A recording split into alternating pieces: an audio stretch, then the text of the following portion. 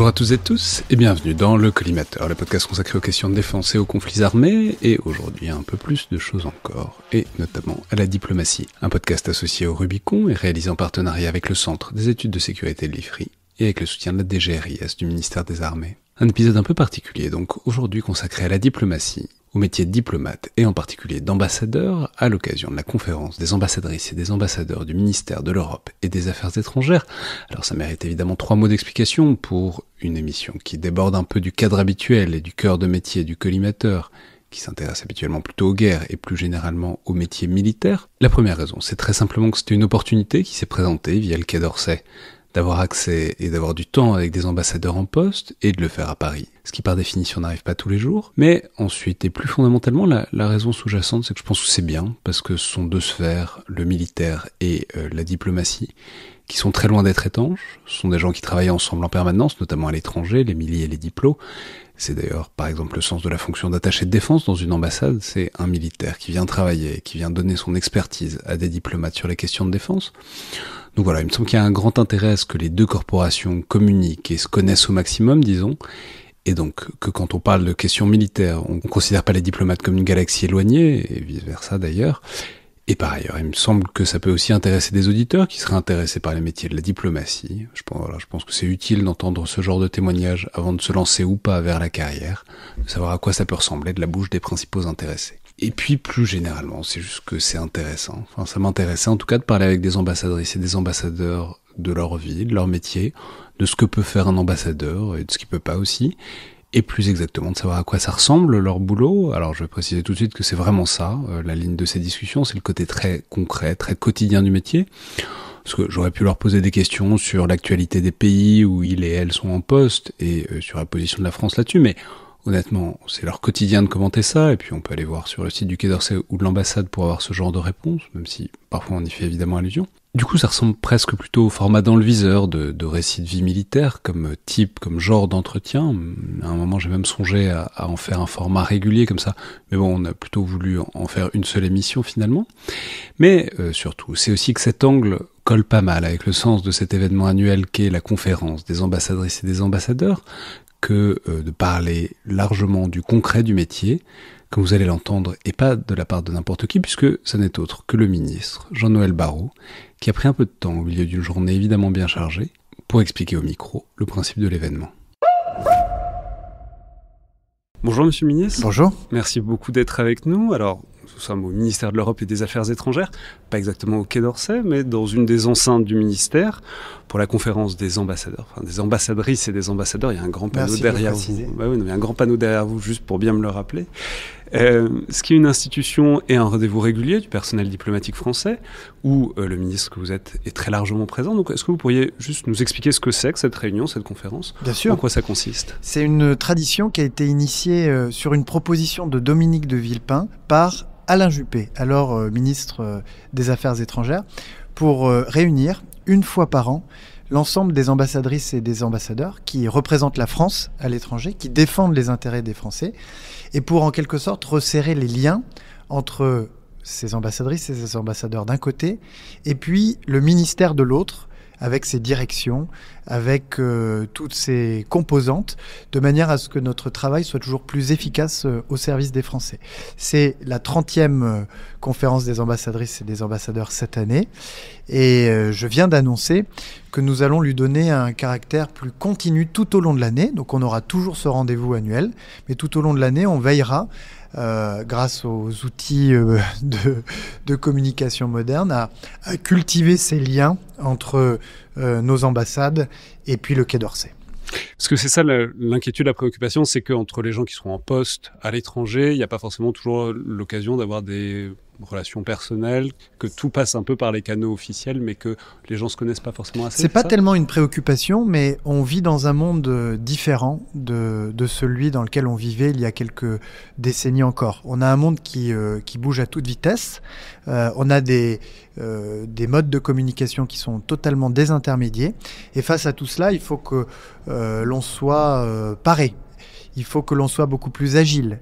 Et c'est pourquoi, en resserrant les liens entre le Quai d'Orsay et les ambassades, on peut apporter des réponses toujours plus pertinentes, toujours plus adéquates aux problèmes que l'on rencontre.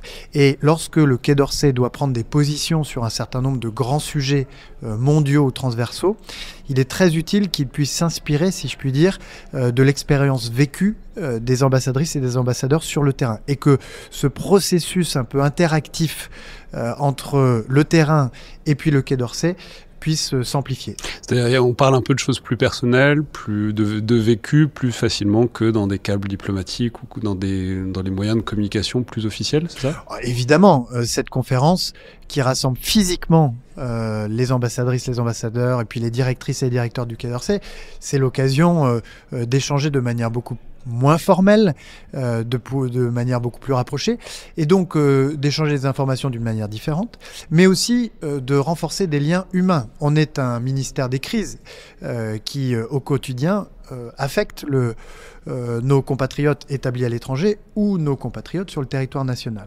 Et donc on a besoin d'une très grande cohésion et d'une très grande solidarité entre nous. Et donc cette conférence, avec les différents formats que l'on propose aux ambassadrices et aux ambassadeurs, c'est aussi une manière de créer cet esprit de corps entre nous. Alors, puisque c'est votre première conférence des ambassadeurs, sauf erreur de ma part, puisque vous étiez auparavant ministre délégué de l'Europe, mais depuis février 2024, et il n'y a pas eu de conférence des ambassadrices et des ambassadeurs depuis. Donc, j'aurais voulu vous demander, qu'est-ce qui vous a le plus intéressé, marqué dans ce qui s'est dit, puisque vous voyez tout ça avec un regard neuf. Alors, je précisais que la grande majorité des réunions sont très fermées, donc c'est évidemment très intriguant de savoir ce qui se dit entre diplomates une fois les portes closes. Eh bien, ce qui m'a marqué dans les différentes sessions à laquelle j'ai participé, c'est la même chose que ce que j'ai ressenti lors de mes déplacements à l'étranger au contact de nos agents dans les postes. C'est-à-dire un dévouement total à la mission, un dévouement total au service du pays et des Français et une créativité et une force d'initiative qui est très enthousiasmante et qui est très porteuse pour moi qui suis le chef de la diplomatie. Qu'est-ce que j'entends par là ? Eh bien, vous avez des agents dans nos ambassades, vous avez des ambassadrices et des ambassadeurs qui ont toujours une idée d'avance pour que la France puisse faire entendre sa voix, défendre ses intérêts, ou pour que notre ministère puisse se réformer. Cet esprit presque entrepreneurial, créatif, c'est une des forces de notre ministère. Je l'ai dit tout à l'heure dans mon discours, exercice un peu formel, c'est la puissance créative qui nous permet à nous, France, de nous faire entendre dans le concert des nations. Est-ce que vous avez une idée, un truc que vous avez retenu, vous avez entendu, auquel vous n'aviez pas pensé, dont vous vous êtes dit, puisque c'est un peu le propos, si je comprends bien, ça peut circuler, ça peut s'implémenter, ça peut voyager entre d'autres ambassades et même avec le Quai. Je citerai 2 exemples. Le premier, c'est celui de la circulation de ce qu'on appelle les télégrammes ou les notes diplomatiques qui émanent des pays, qui rapportent à Paris les informations qu'ils glanent sur le terrain et qui mériteraient d'être plus utilement diffusées auprès d'autres ambassades, de manière à ce que chacun puisse se forger une idée de la situation dans une zone régionale, etc. Parce que là, la circulation est assez verticale, ça remonte au Quai qui redispatche, alors que ça pourrait circuler plus horizontalement. Ça pourrait circuler plus horizontalement à la fois sur le terrain, entre les ambassades, et puis aussi dans l'interministériel. Alors peut-être pas sur tous les sujets, sur certains sujets, il y a peut-être une certaine confidentialité qui doit être respectée, mais sur d'autres, ça mérite d'être largement partagé.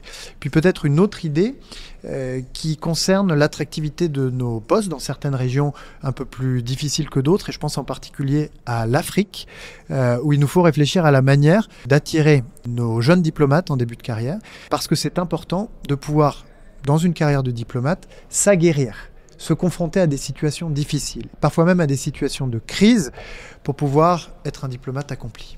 Et alors, du coup, comment ? On va y réfléchir. C'est une idée qui a été soulevée ce matin. Un certain nombre d'idées, nous y avons déjà réfléchi, puisque ce matin, dans mon discours, j'ai fait un certain nombre d'annonces. Mais d'autres ont été soulevées que nous allons considérer avec beaucoup d'attention. Merci beaucoup, monsieur le ministre. Merci à vous. Alors, si on passe maintenant aux entretiens avec les ambassadeurs, on a eu la chance d'avoir des postes et des profils très variés dans les ambassades d'abord. On a eu l'ambassadeur de France en Égypte, l'ambassadrice en Géorgie, l'ambassadeur en Côte d'Ivoire et l'ambassadrice aux îles Fidji. Donc Moyen-Orient, Caucase, Afrique et Océanie. Puis surtout, vous verrez, mais ils n'ont pas le même âge, ils n'ont pas le même bagage, et ils n'ont donc pas la même approche de la fonction, et c'est ça qui rend la chose intéressante. Par ailleurs, c'est le moment de dire que j'ai eu une manière de faire un peu particulière et que je fais pas souvent, qui est que j'ai fait une sorte de questionnaire avec plus ou moins les mêmes questions posées à chacun, donc que vous entendrez, mais comme je le disais, c'est très axé sur le vécu et sur le concret du métier d'ambassadeur. Meilleurs souvenirs, pires souvenirs, des questions sur leur poste, sur ce qu'ils gardent de leur passage en ambassade, etc., etc. J'ai fait ça d'abord parce que je les connaissais pas, je les avais jamais rencontrés avant l'enregistrement, et donc c'était un peu compliqué à l'avance de tailler un entretien vraiment sur mesure pour chacun. Par ailleurs, ça leur permettait d'y réfléchir un peu à l'avance. Et évidemment, on triche, on divague et on adapte à chaque fois le canevas au fil de la discussion. Mais ça donnait, je trouve, une structure à ces discussions qui sont assez courtes, mais où, vous verrez, je crois qu'ils racontent beaucoup de choses sur leur vie et sur leur métier. Donc, dans l'ordre, Égypte, Géorgie, Côte d'Ivoire et Fidji, en commençant donc par l'ambassadeur de France en Égypte et aussi anciennement en Syrie au moment de la guerre civile. Je le dis parce qu'on en parle et c'est évidemment notable. Éric Chevalier. Bonjour Éric Chevalier. Bonjour. Vous êtes ambassadeur de France en Égypte depuis bientôt 1 an. Alors, le propos de ce format, c'est de comprendre un peu le métier d'ambassadeur, ce que vous faites en ce moment, mais aussi plus largement de comprendre le fonctionnement et les logiques d'une carrière. Et de ce point de vue, la vôtre est particulièrement marquante, puisqu'entre autres fonctions, notamment au début aux côtés de Bernard Kouchner, vous avez été ambassadeur en Syrie au moment de la guerre civile, en succédant d'ailleurs à quelqu'un qui est déjà passé par ce micro, Michel Duclos, avant d'être ambassadeur au Qatar, en Irak, directeur du centre de crise au Quai d'Orsay, autant de fonctions qui sont potentiellement mouvementées. Mais du coup, j'aurais peut-être aimé commencer par là, au risque d'être un peu lugubre, mais c'est intéressant. C'est quoi votre pire souvenir en tant que diplomate ? Je crois que le pire souvenir, c'est la fermeture de l'ambassade en mars 2012, l'ambassade à Damas. La décision a été prise, comme c'est le cas dans ces circonstances, par les plus hautes autorités de l'État, en l'occurrence le président de la République de l'époque, qui avait décidé, à la fois pour des raisons sécuritaires, nous avions vécu des attaques sur l'ambassade, une très violente, lancée par les proches du régime de Bachar el-Assad, plusieurs centaines de personnes qui avaient tout cassé sur le périmètre, plusieurs blessés, etc. Et puis il y avait quelques attaques sur moi en tant qu'ambassadeur. Donc des raisons de sécurité et des raisons politiques aussi. Refus d'entériner la répression qui se mettait en place de façon extrêmement violente par le régime de Bachar el-Assad. Et donc fermeture d'ambassade. Fermeture d'une ambassade, c'est un moment très particulier. D'abord parce que pendant plusieurs jours, nous avons jour et nuit brûlé. Ouais, c'est ce que j'allais dire, on brûle tout comme l'idée qu'on se fait. Physiquement, c'est-à-dire qu'on avait mis un grand bidon métallique dans le jardin entre l'ambassade et la résidence. Et on y a brûlé jour et nuit avec l'équipe de sécurité. À l'époque, c'était une équipe du RAID qui assurait ma protection. On a brûlé tout. Et par ailleurs, on détruit les disques durs, on casse les ordinateurs. C'est-à-dire que vraiment, on fait table rase de tout ce qui peut être utilisé par des gens qui prendraient possession ensuite de l'ambassade. Mais c'est pas ça le plus marquant. Le plus marquant, c'est l'adieu, ce jour, et je m'en souviendrai toute ma vie évidemment, ce jour où vous dites à des collaboratrices et des collaborateurs syriens, puisque vous savez qu'en fait une ambassade, ça s'appuie bien sûr sur le travail des expatriés, des diplomates expatriés, mais ce qu'il faut jamais oublier, c'est que la colonne vertébrale, la continuité d'une présence diplomatique, ce sont les employés locaux qui l'assurent. Et donc, en l'occurrence, ces employés syriennes et syriens. Certaines, je me souviens très bien, et certains travaillaient depuis 30 ans au service de l'ambassade de France. Et donc, un jour, vous leur dites, malheureusement, nous fermons l'ambassade. Et on a, je me souviens, beaucoup pleuré ce jour-là avec ces personnes. On avait pratiquement fait partir tous les diplomates expatriés dans les semaines précédentes, parce qu'on savait que c'était la dynamique qui semblait se profiler, en tout cas on s'y préparait. Et donc on était très peu nombreux à rester comme diplomates venus de France, mais en revanche il y avait les employés locaux, et voilà, il a fallu avoir ce moment de déchirement, qui est un véritable moment de déchirement. Et puis après nous sommes partis, on a fermé les locaux, et puis nous sommes partis sur la route vers Beyrouth, et on a traversé la frontière syro-libanaise, on est arrivé au Liban. Je me souviens, il y avait de la neige au poste frontière, et on était tellement fatigués, épuisés, et puis marqués psychologiquement, que, je ne sais pas si on peut le dire ici, mais on a fait une bataille de boules de neige, parce qu'on avait tellement besoin de décompresser de ces semaines et des mois d'ailleurs, très traumatiques, que voilà, je me souviendrai aussi de ça. Mais c'est évidemment un fait très marquant, et du coup, très grande émotion bien sûr, quand j'ai vu, d'une part, le drapeau dans l'ambassade être réhissé par une petite délégation qui était partie de Paris, de diplomates, et ensuite le ministre lui-même, Jean-Noël Barrot, qui était il y a quelques jours dans l'enceinte de l'ambassade, et évidemment, tout ça fait remonter beaucoup de choses. Y compris, et fait remonter ce que par ailleurs on avait vécu, c'est-à-dire, et ce que malheureusement je craignais, ce que j'avais écrit à l'époque, c'est qu'on allait encore plus s'enfoncer dans un drame terrifiant. Et c'est malheureusement ce qui s'est passé dans les semaines et mois qui ont suivi. Et années. En voyant les images là, de l'ambassade qui rouvre, les choses étaient telles que vous les avez laissées? Oui, absolument. D'ailleurs, est-ce que vous avez fermé à clé? Alors, j'avais fermé à clé, j'avais même tellement fermé fortement que je me suis rendu compte que même si on avait apporté les clés à Beyrouth, manifestement, quand la première équipe s'est présentée là, il y a quelques semaines, ils ont été obligés d'utiliser les clés, mais aussi de renforcer les chaînes qui avaient été installées. Oui, on avait fermé. Du coup, ils ne sont pas entrés. Très compliqué à savoir. Ce qu'on m'a dit, c'est que les traces de poussière étaient étaient très épaisses et semble-t-il pas foulées aux pieds au moment de l'entrée, mais je ne sais pas. Ça, évidemment, je ne sais pas. Je pense que ceux qui auraient eu envie ou intérêt à entrer avaient sans doute bien noté qu'on avait détruit tout, et je suis pas sûr que... Mais je ne sais pas, sincèrement, je ne sais pas. Mais effectivement, on a retrouvé, d'ailleurs, l'équipe a retrouvé le bureau, qui était celui de l'ambassadeur, donc le mien, avec un petit chevalet, Éric Chevalier, des murs, parce qu'il y a eu des dégâts des eaux, manifestement, des revêtements de murs qui s'affaissaient un peu, et on a presque l'impression d'une image de cinéma, quoi. Et une des choses qui m'a aussi beaucoup frappé, et qui a beaucoup frappé de monde, je crois, c'est que quand le drapeau a été réhissé, évidemment, le mât du drapeau était rouillé, et donc on voit le drapeau monter, et on entend le crissement, le grincement du drapeau qui monte, et donc ça fait jusqu'à ce que le drapeau soit au sommet du mât. Tout ça, et si ça soldait pas des souffrances tellement terrifiantes de ces années de guerre civile, ça serait une scène cinématographique, bien sûr. Peut-être pour remettre un peu d'ambiance, parmi tous ces postes que j'ai rapidement énumérés, votre meilleur souvenir? Alors ça, dans la région, c'est assez classique, et notamment actuellement en Égypte, que évidemment on me dise mais vous avez, donc c'est le 4e pays arabe dans lequel vous êtes ambassadeur, lequel vous préférez? Alors évidemment, c'est la question piège absolue pour un ambassadeur ou une ambassadrice. Donc je ne réponds suffit de répondre jamais. L'endroit où vous êtes. Je dis le jour où j'y suis, c'est évidemment celui dans lequel je suis. C'est assez facile. Voilà, c'est facile, mais au moins ça permet de se sortir de cette question. En Égypte, il y a 2 très grands clubs de football, et l'autre question piège, généralement de la presse sportive, c'est de me demander lequel des 2 clubs je préfère. Évidemment, dans ces cas-là aussi, j'explique que je ne choisis aucun des 2. J'insiste pas, du coup. Alors, je l'ai dit, ça fait à peu près 1 an que vous êtes ambassadeur en Égypte. Exactement. Pour parler du dossier, de votre mandat actuel, peut-être les 2 résultats, les 2 choses que vous avez faites depuis 1 an, dont vous êtes le plus fier, mais qui vous ont le plus intéressé, qui ont été le plus au centre de votre mandat?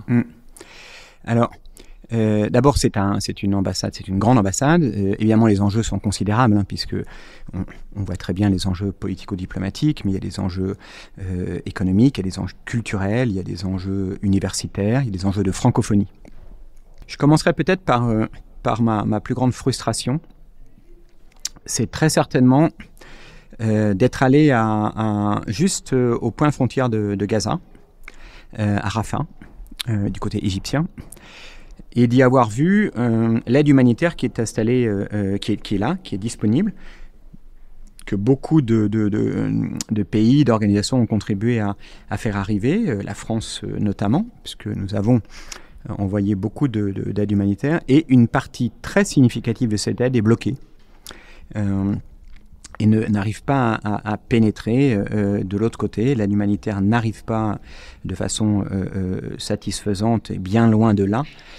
Et donc, c'était mon premier déplacement dès que je suis arrivé. Je suis arrivé fin janvier, 2 jours après, je crois, j'étais dans le Nord Sinaï, à Rafah, et de voir ces stocks de biens humanitaires, de voir ces stocks de camions, des centaines de camions, prêts à envoyer de l'aide humanitaire de l'autre côté. Je veux préciser que c'est quelque chose auquel vous êtes particulièrement sensible, parce que vous avez commencé par l'humanitaire, j'ai mentionné. Oui, alors j'ai... vous avez exercé des responsabilités dans plusieurs ONG, donc c'est quelque chose que vous avez vu dans d'autres endroits et à d'autres moments. Je suis médecin de formation, parce que j'ai fait médecine avant de faire Sciences Po, et j'ai toujours été très attaché à ces questions humanitaires. J'ai dirigé les missions internationales de Médecins du Monde notamment, donc oui, ce sont des sujets qui m'importent, mais ça importe la diplomatie française, puis ça importe, je vais vous dire, n'importe quel humain, n'importe quelle personne qui voit les images de ce qui se passe à Gaza, qui voit les besoins humanitaires et qui est à la frontière, de l'autre côté, Gaza est à quelques centaines de mètres, et de voir ces stocks considérables d'aide humanitaire qui ne parviennent pas, c'est évidemment une frustration absolument terrifiante.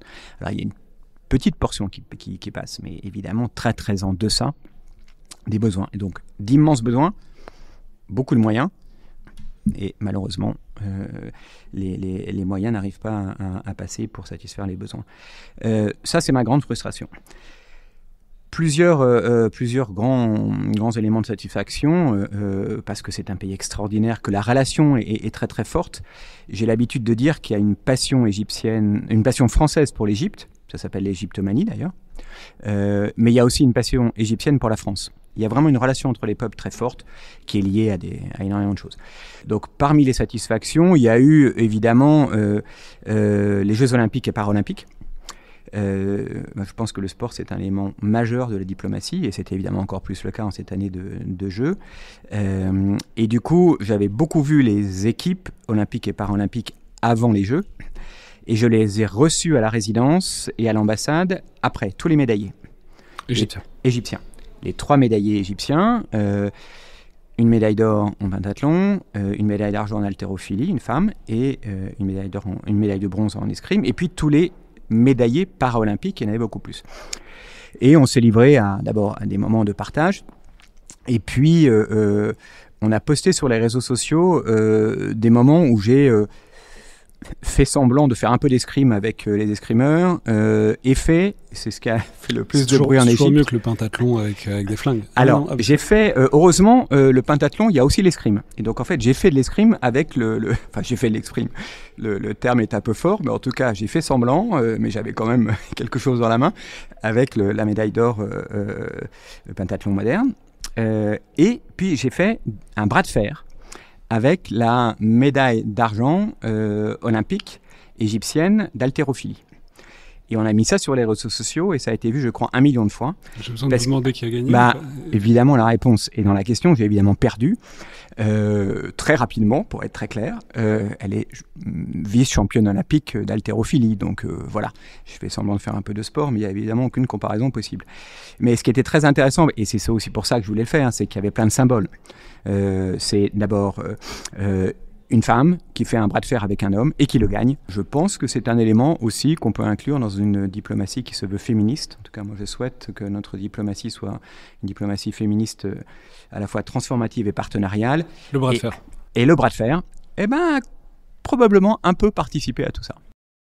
Et alors, sur ce que j'attends, ouais, c'est l'autre partie de la question. Donc là, c'est ce que vous avez fait. Maintenant, sur les quelques dossiers, les quelques points d'attention, disons, pour l'année qui vient, quoi.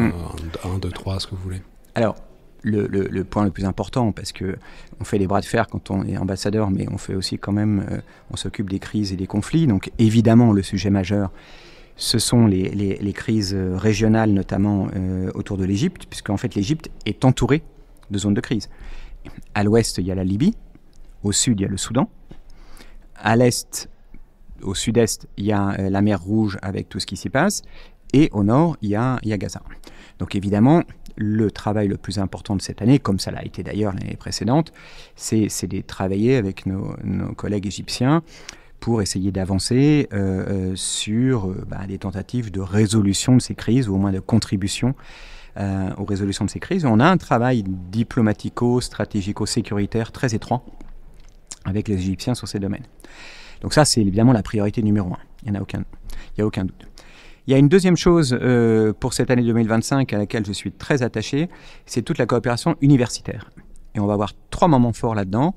D'abord, nous sommes en train de réactiver avec un nouveau campus qui est en fin de construction, l'Université française d'Égypte, qui donne des diplômes à la fois français et égyptiens à des étudiantes et des étudiants, et je pense que c'est très important.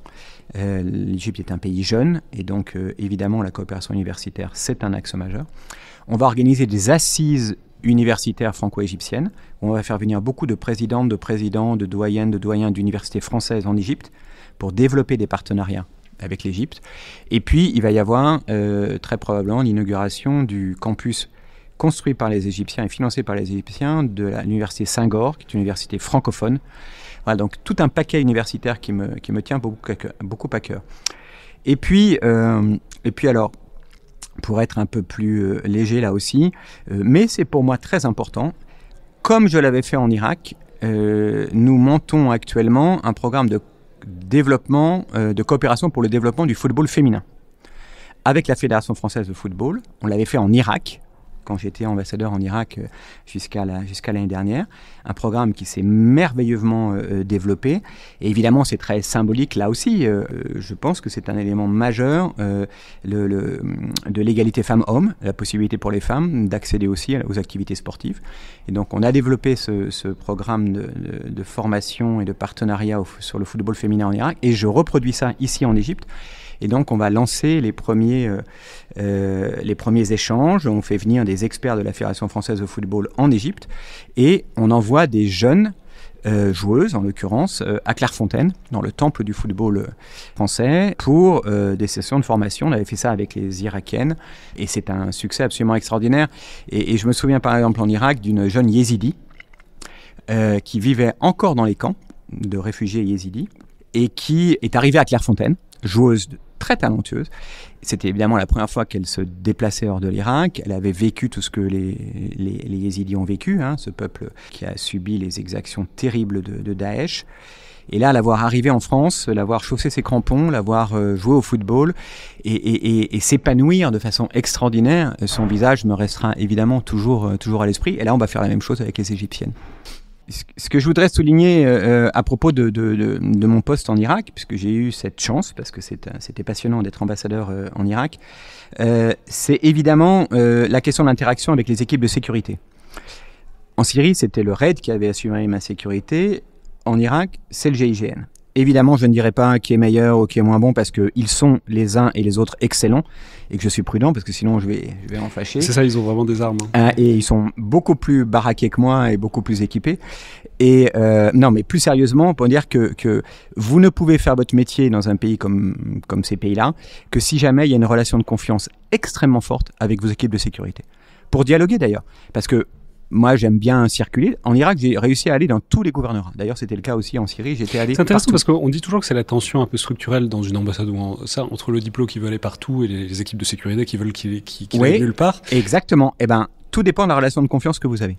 Si vous établissez une relation de confiance et si vous expliquez pourquoi vous voulez aller là et que vous êtes capable de comprendre s'ils vous disent pourquoi il ne faut pas y aller à ce moment-là, on peut créer ça. Et moi, oui, on a eu des discussions, mais très, très sereines, des dizaines de fois pour des dizaines de déplacements, et on a toujours trouvé un point d'équilibre. Et ça m'a permis, une nouvelle fois, en Syrie comme en Irak, d'aller dans l'ensemble des gouvernorats de ces deux pays, y compris dans des endroits où il n'y avait pas eu de présence diplomatique depuis des années et des années, grâce à ce dialogue. Et ça, c'est vraiment la clé. Oui, il y a cette tension, mais la seule façon d'y répondre, c'est que ils sachent que si vous voulez vraiment aller quelque part, c'est parce que c'est important, et vous leur expliquez.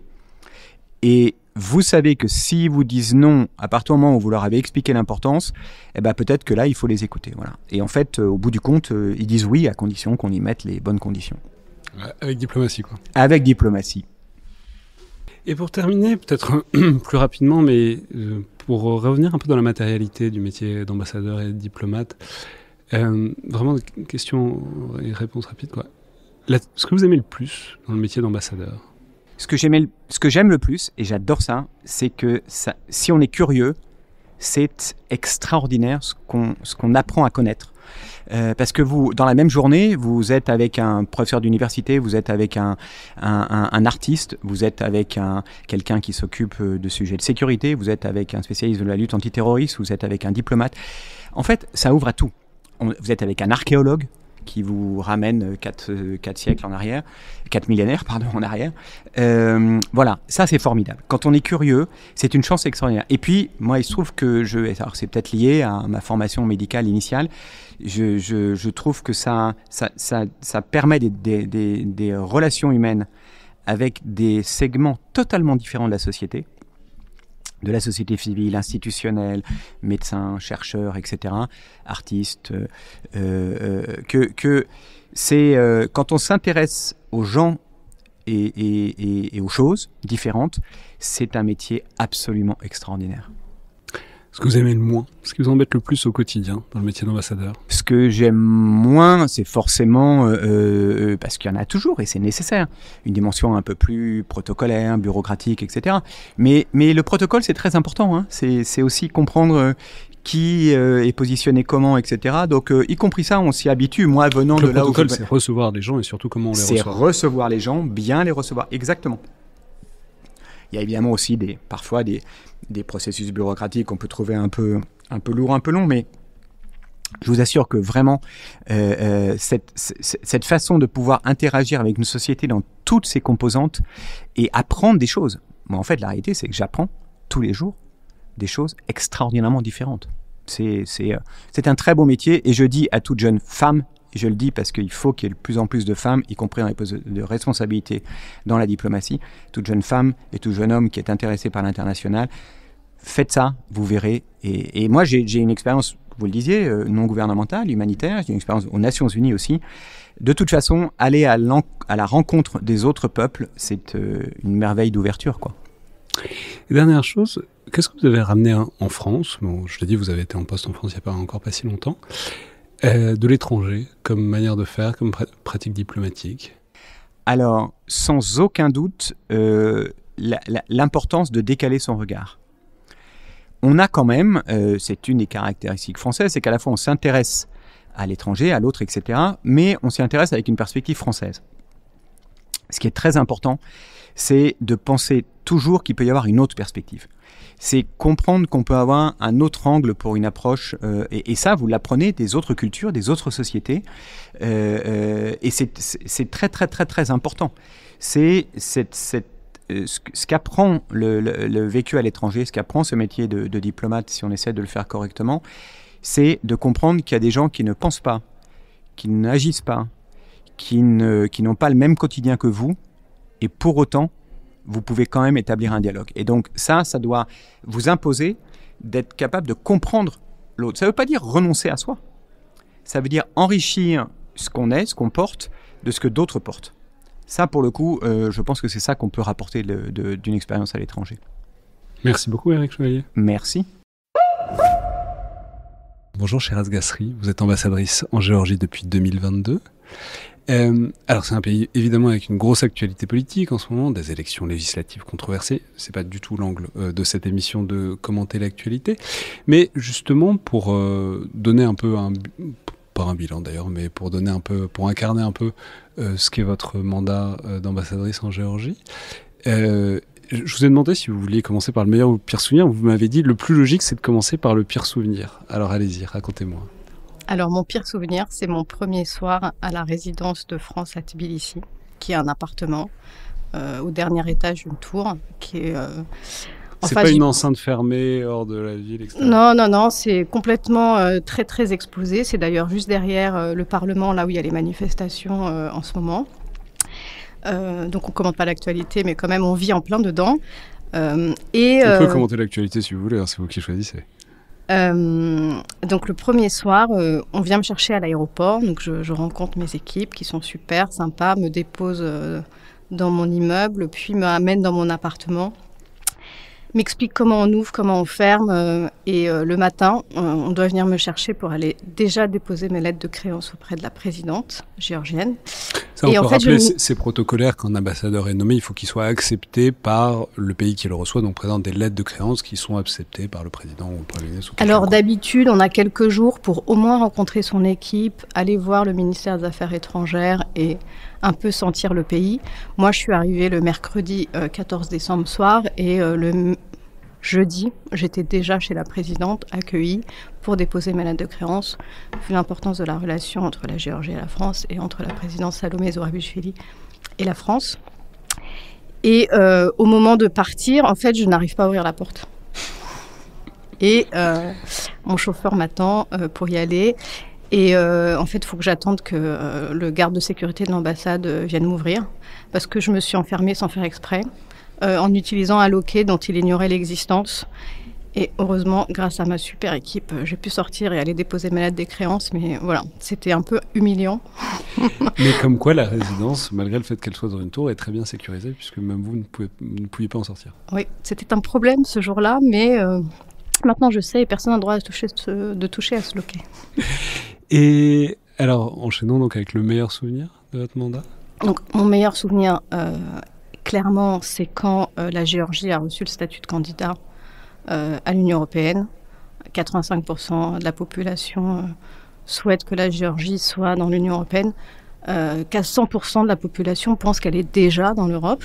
On le sent vraiment, il y a des drapeaux européens partout dans ce pays.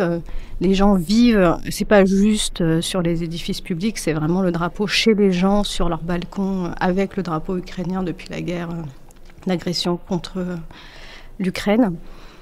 Et je peux dire, on en parlait juste hors micro, il se trouve que je suis allé en Géorgie, pas du tout pour ça, et effectivement, à Tbilissi, c'est un truc très très très impressionnant, le nombre de drapeaux géorgiens évidemment, ukrainiens, on peut s'y attendre aussi, mais aussi le nombre de drapeaux de l'OTAN.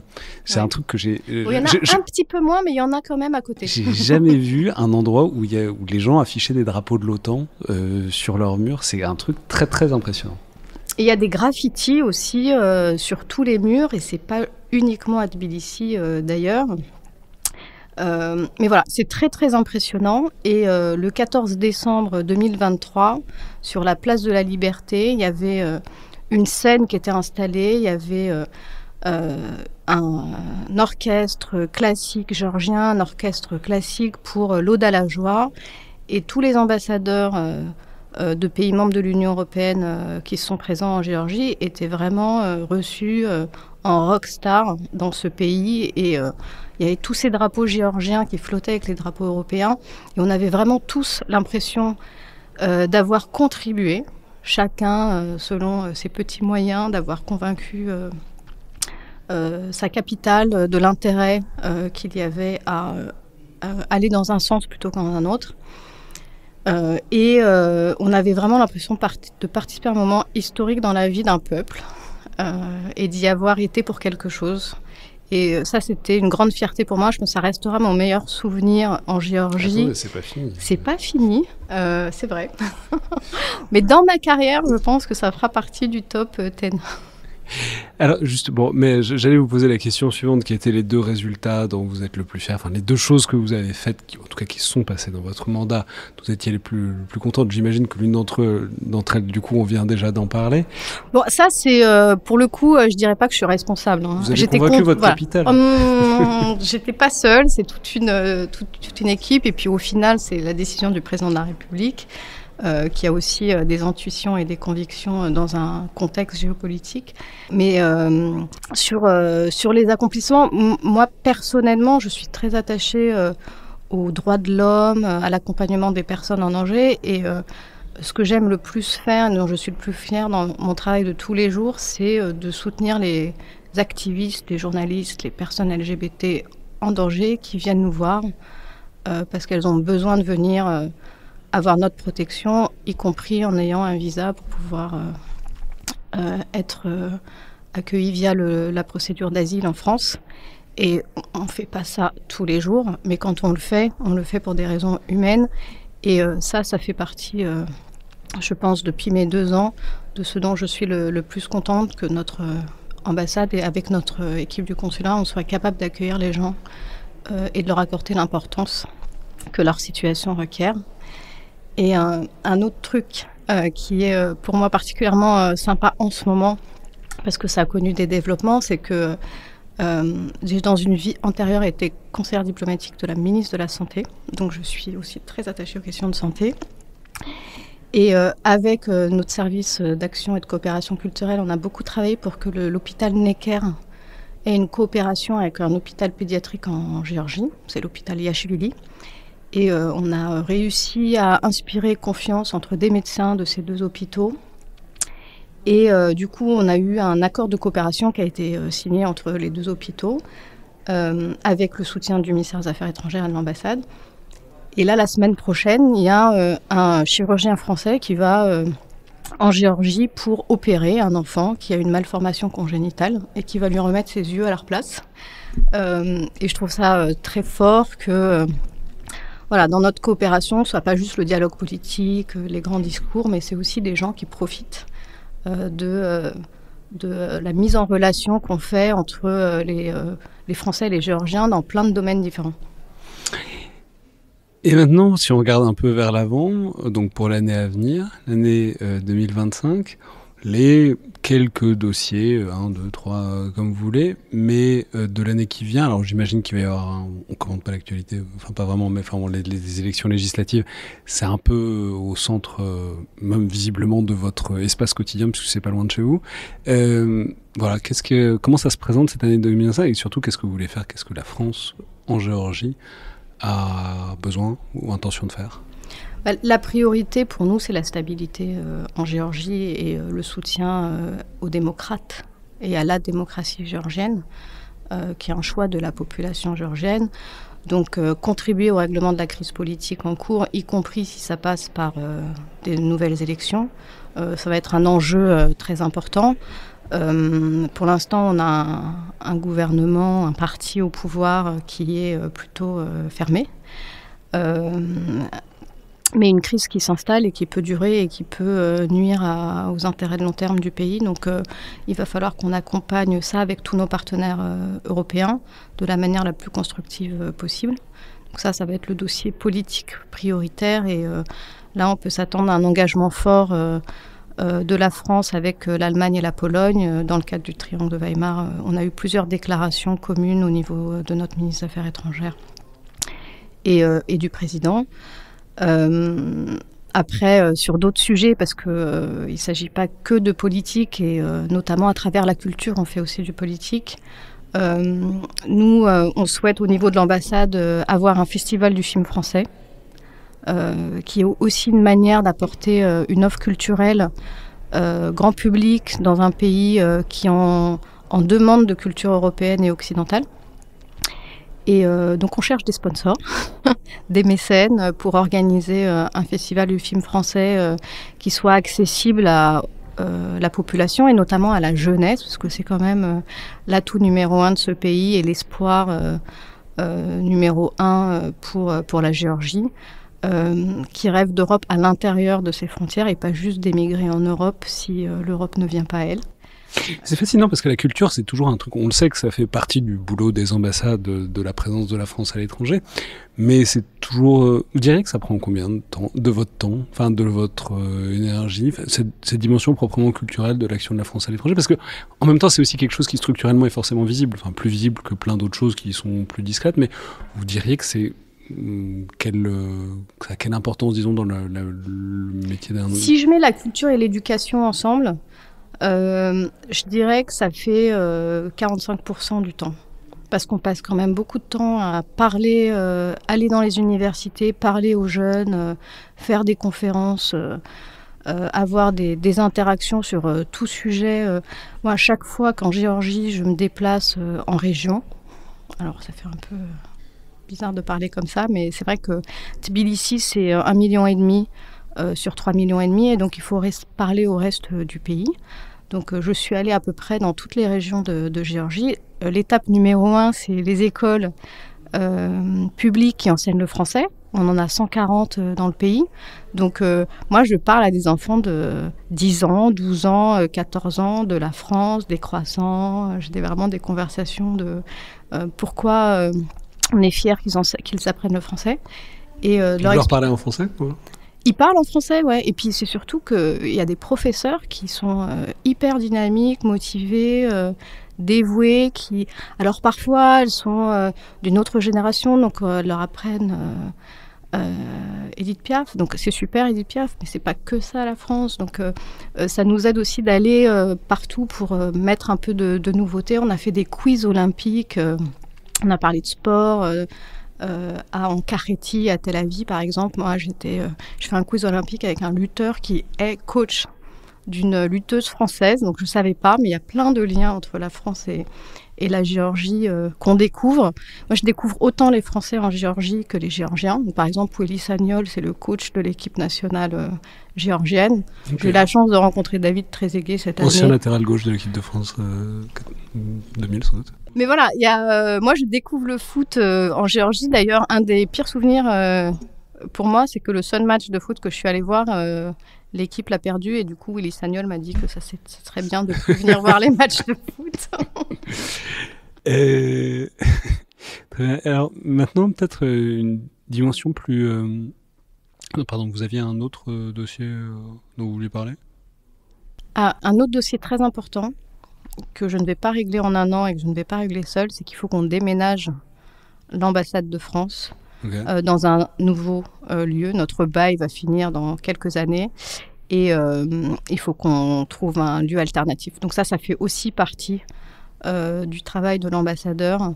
C'est que la résidence, l'ambassade soit bien située, surtout dans un pays en fait qui est assez neuf. Le pays a 30 ans, un peu plus. Notre ambassade est à l'échelle de notre diplomatie très récente. Et pour l'instant, nous ne sommes pas installés dans un lieu pérenne, on loue.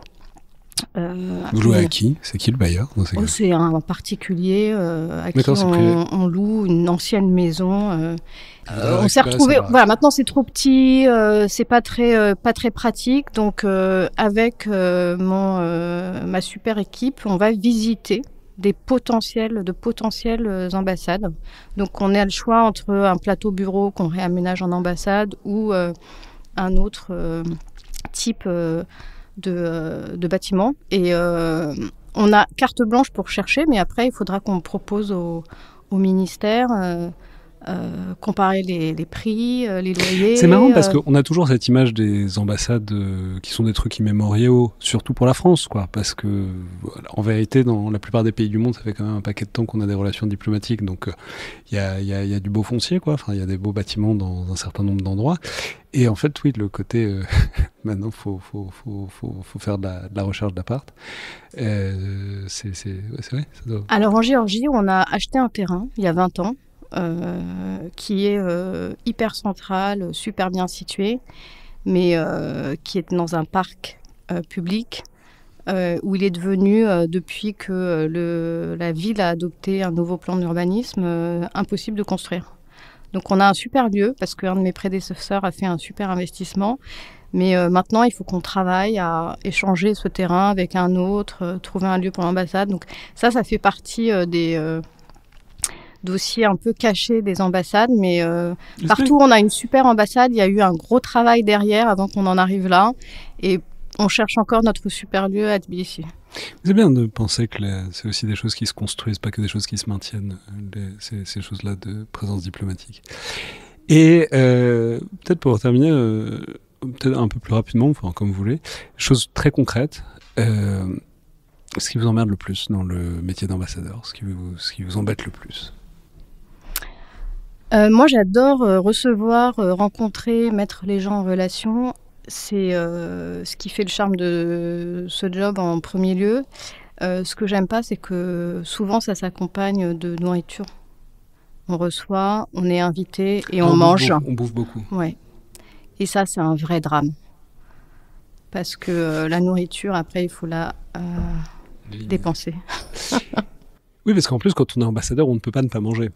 On peut pas manger parce que sinon les gens mangent pas. On peut pas ne pas boire sinon les gens boivent pas. En tout cas, on se convainc de ça au départ. Et en Géorgie, on boit beaucoup parce qu'on produit du vin. Donc ils sont très très attachés à leur vin, à avoir inventé le vin, etc. Enfin, ils sont c'est le premier produit d'exportation géorgien, je crois. C'est les premiers sur la carte du vin. Ils tiennent à ce qu'on reconnaisse que leur vin est bon et donc on doit le goûter. Et c'est vrai que leur vin est bon, mais c'est vrai qu'on a des limites dans la dégustation. Mais moi, j'ai participé à beaucoup de grands jurys du vin géorgien Et je pense que... Faut cracher, hein, mais... Ouais, mais en fait, même en crachant, on boit. Hein. Ok. Non, mais c'est marrant. Oui, bah du coup, les déjeuners, c'est plus difficile. Les après-midi sont moins productifs, quoi. Non, les après-midi sont très productifs parce qu'on n'a pas le choix, mais les après-midi sont lourdes et longues. Et surtout le dîner qui vient après. Ouais. Et non, mais d'ailleurs, c'est hyper intéressant parce que si, du coup, où est-ce que vous recevez? Est-ce que si la résidence c'est un appart, vous n'avez pas ce truc de décorum un peu intrinsèque qui est quand vous êtes dans une vieille ambassade, ben, vous pouvez recevoir plein de monde là parce que vous savez pas que les gens, c'est super. Là, si c'est un appart... Non, mais moi j'ai un appart, mais j'y reçois. Alors, j'y reçois pas 60 personnes à déjeuner sur une table, mais j'ai une super vue sur Tbilissi. Je me suis fait prêter des œuvres d'art d'artistes français et franco-géorgiens, dont un magnifique Vera Pagava, artiste géorgienne d'origine française, ou l'inverse, selon comment on veut lire, qui est exposé maintenant.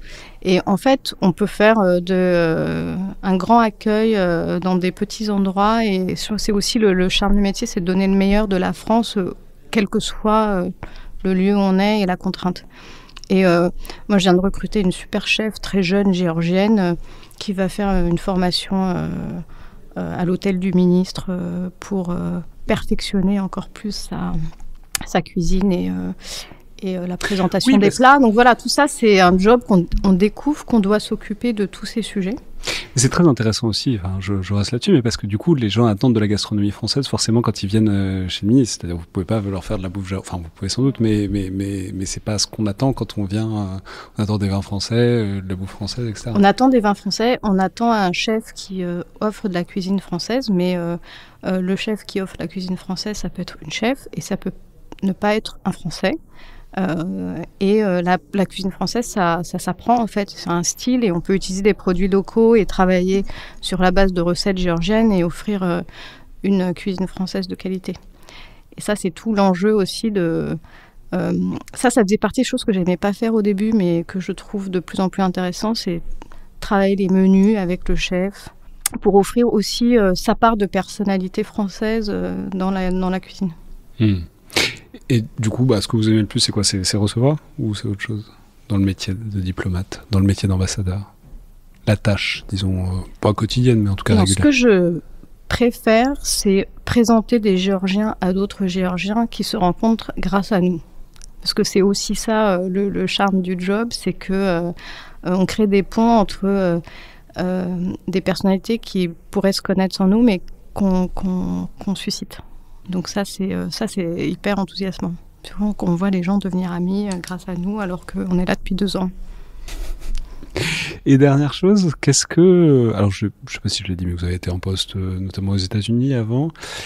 Qu'est-ce que vous avez rapporté, ou qu'est-ce que vous allez rapporter de Géorgie, puisque vous allez vraisemblablement, je peux dire, vous êtes encore très jeune, mais vous allez vraisemblablement repasser en poste par Paris avant de repartir. C'est ça la carrière d'un ambassadeur. Qu'est-ce que vous avez ou vous allez rapporter de l'étranger, de la Géorgie ou d'ailleurs, comme, disons, pratique diplomatique en France? La pratique que j'associe le plus à la Géorgie maintenant que j'y suis restée 2 ans, c'est la pratique du toast dans les banquets. Ils font des soupras, donc des grands banquets, où c'est pas juste celui qui accueille qui fait un toast, mais celui qui accueille fait un toast et donne la parole. Ça s'appelle alaverdi, à un invité qui parle et qui doit lever son verre et boire souvent cul sec tout son verre en ayant un message à la... Non seulement vous crachez pas, mais en plus il reste des gouttes, c'est le nombre d'ennemis que vous avez sur Terre. Donc vous devez vraiment finir votre verre. Ça, c'était mon 3e soir à Tbilissi. Et c'était assez dur. Mais je pense que la pratique de donner la parole à ses invités, l'un après l'autre, déjà c'est super parce que ça crée une intimité entre les gens. Donc en Géorgie, c'est entre les ministres, entre les personnalités, entre les figures intellectuelles. Donc ça rapproche rapidement et ça permet de faire passer des messages d'une manière assez subtile, de s'adresser à certains en s'adressant à tous. Donc ça, c'est peut-être une bonne idée à prendre. Merci beaucoup, Shiraz Gasri. Bonjour, Jean-Christophe Béliard. Bonjour. Vous êtes ambassadeur de France en Côte d'Ivoire depuis 2020, au sein d'une carrière très tournée vers l'Afrique. Alors j'ai compté une dizaine de pays où vous avez été en poste. Oui, je suis là un peu partout. Ouais. Sans compter en plus les années où vous travaillez sur le sujet depuis le Quai d'Orsay. Je peux par ailleurs préciser, il faut préciser tout de suite que la Côte d'Ivoire, c'est évidemment un pays où la présence de la France va subir d'assez gros changements, où il y a une actualité, puisqu'il y a quelques semaines, on a appris que la base militaire française d'Abidjan allait être rétrocédée à la Côte d'Ivoire. Première question, on parlera ensuite des questions plus traditionnelles, mais je me demandais, c'est quoi le rôle d'un ambassadeur dans une affaire comme celle-ci, qui passe évidemment largement entre les présidences, qui passe aussi entre les ministères des armées et de la défense respectifs. Voilà, le rôle du corps diplomatique sur une affaire comme celle-là, qui est ses détentions et puis en même temps c'est des relations d'une manière générale. Quel est le rôle de l'ambassadeur ? L'ambassadeur, dans cette affaire, il met du liant. C'est un peu celui qui met de l'huile pour faciliter les choses. Dans le cas de la Côte d'Ivoire, franchement, ça s'est passé au mieux. D'une part parce que les deux présidents se connaissent, s'apprécient, se voient régulièrement, se téléphonent, parce que les deux ministres des armées et de la défense se connaissent, s'apprécient, se voient souvent, les deux chefs d'état-major se connaissent, s'apprécient, se voient souvent.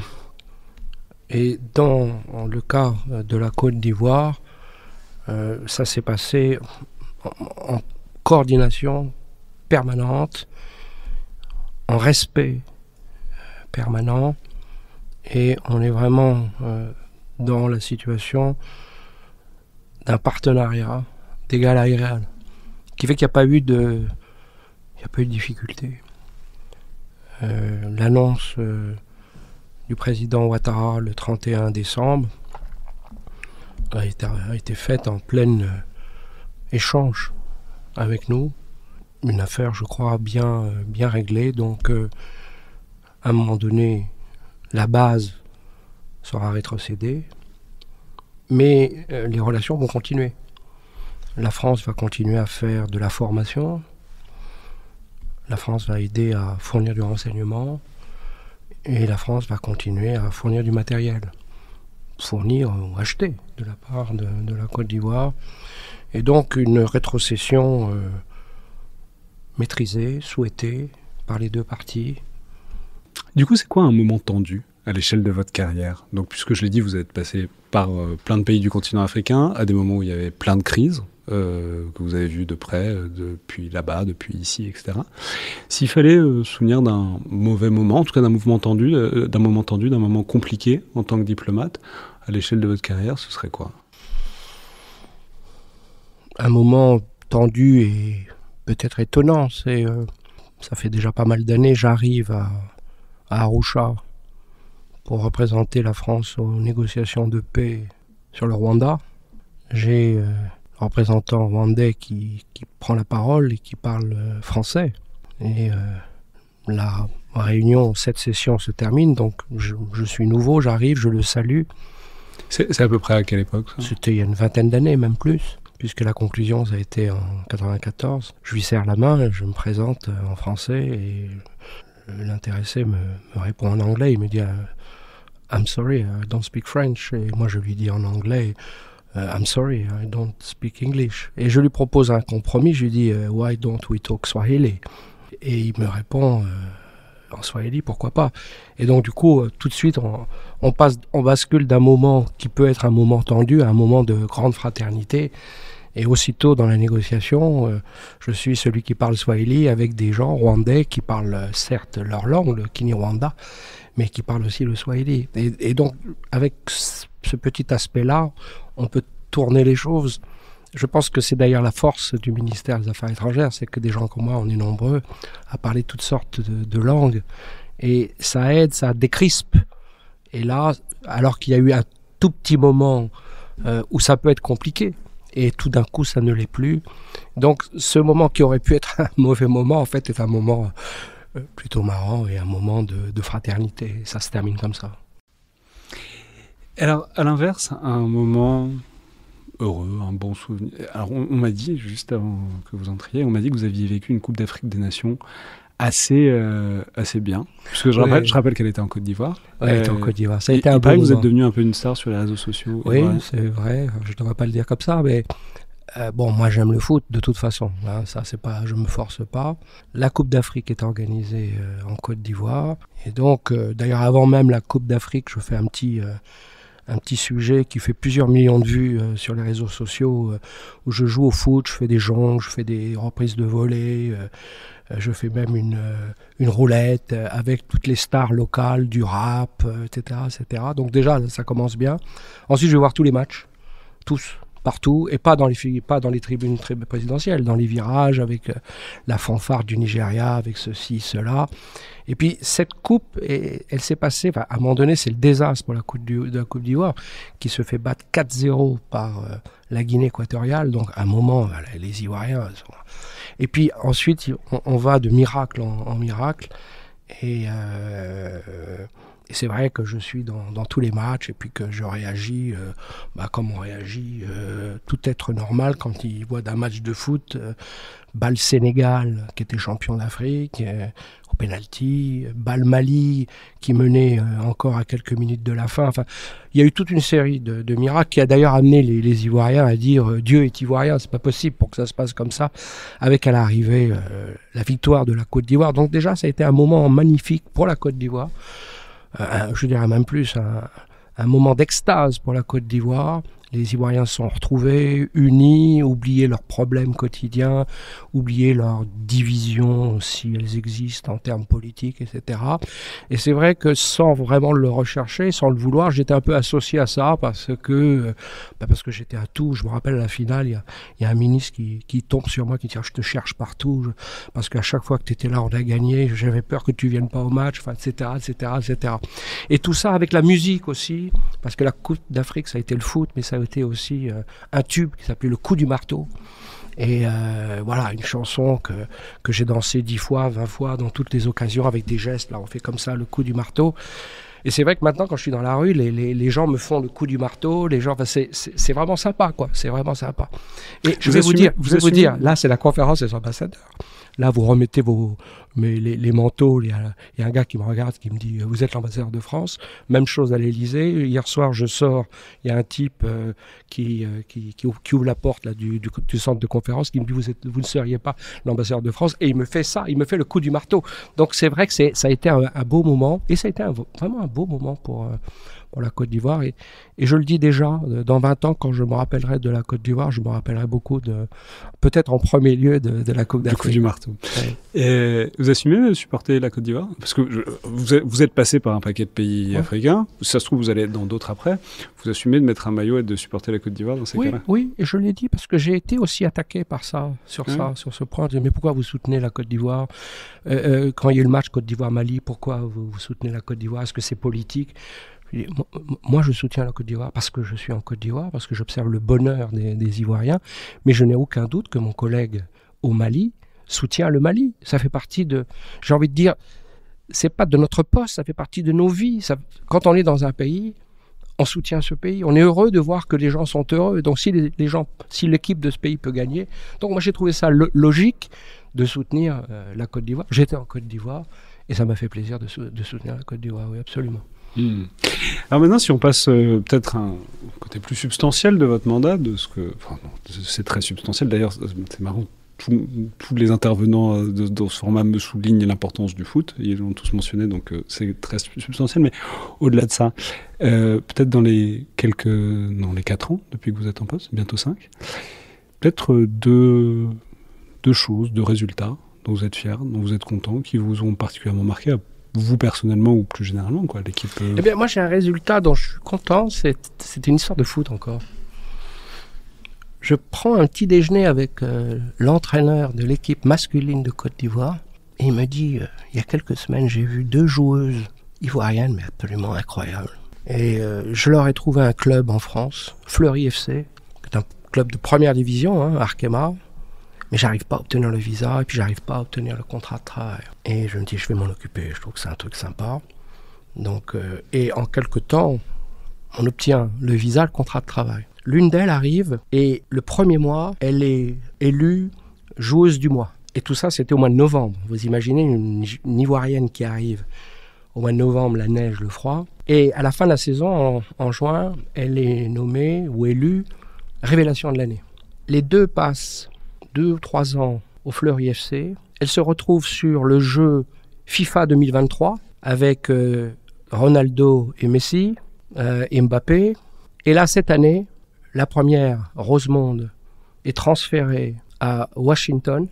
Vous savez que les États-Unis ont gagné les 4 dernières Coupes du Monde féminines, après avoir refusé des offres de Lyon, de PSG, de Manchester City, de Bayern Munich, de Barcelone.